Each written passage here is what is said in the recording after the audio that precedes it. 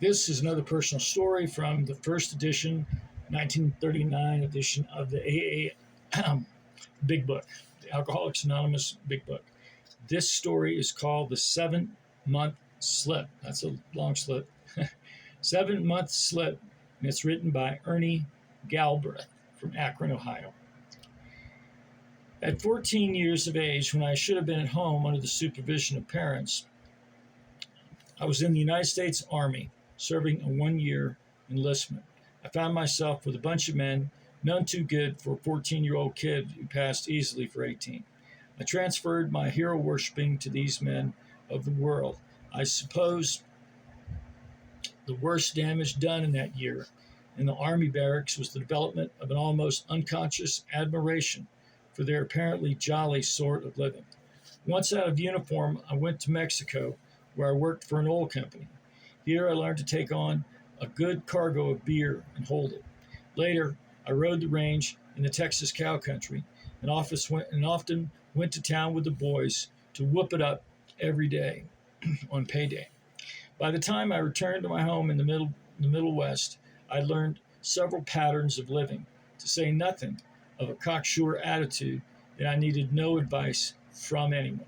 The next 10 years are sketchy. During this time, I married, established my own home. Everything was lovely for a little while.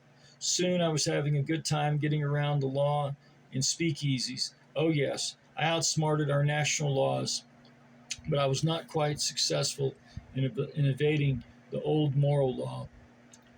I was working for a large industrial concern and had been promoted to a supervisional job. In spite of big parties, I was for 3 or 4 years able to be on the job in the next morning.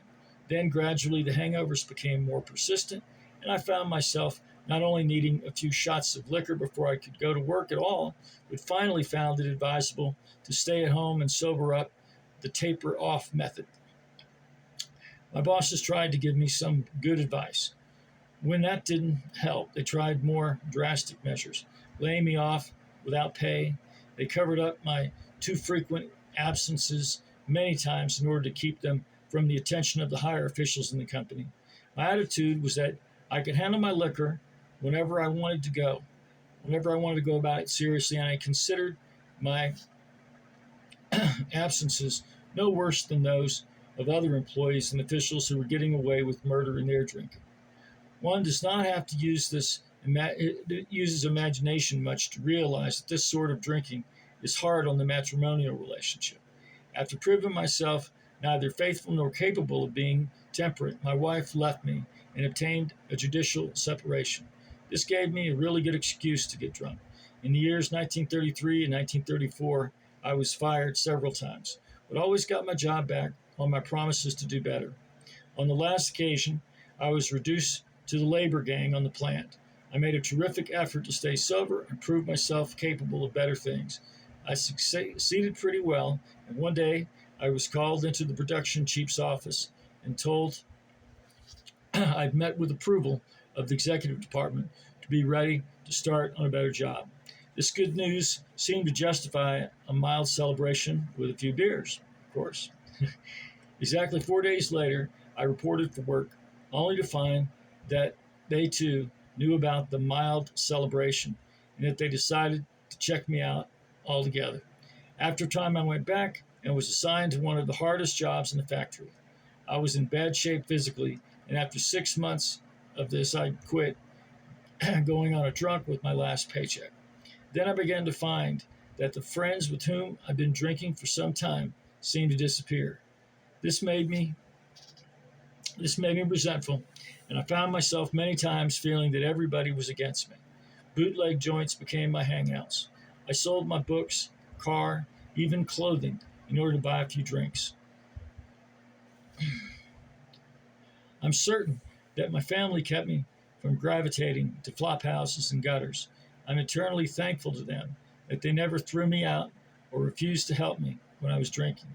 Of course, I didn't appreciate their kindness then, and I began to stay away from home on protracted drinking spells. Somehow, my family heard of 2 men in town who had found a way to quit drinking.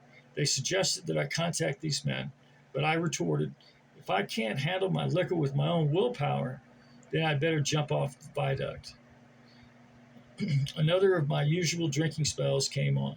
I drank for about 10 days with no food except coffee before I was sick enough to start the battle back to sobriety with the accompanying shakes, night sweats, jittery nerves, and horrible dreams.